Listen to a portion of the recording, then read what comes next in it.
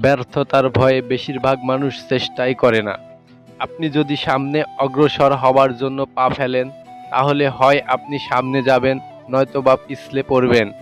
এতে সাফল্য ও ব্যর্থতার সম্ভাবনা থাকবে সমান সমান। কিন্তু আপনি যদি পা আগেতেই ভয় পান, তাহলে আপনার সাফল্যের বিন্দুমাত্র সম্ভাবনা থাকবে না। ব্যর্থতা হবে সুনিশ্চিত। যত যত ব্যর্থতাই আপনার জীবনে আসুক না কেন, সফল হতে চাইলে আপনাকে সাহস করে সামনে এগোতে হবে।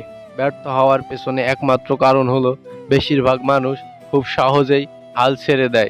আপনি আপনার লক্ষ্যে পৌঁছানোর জন্য কি করতে পারবেন? আপনার জীবনের সবচাইতে গুরুত্বপূর্ণ যে লক্ষ্য তা সহজে অর্জন করা যাবে, এটা ভাবলে অনেক বড় ভুল করবেন।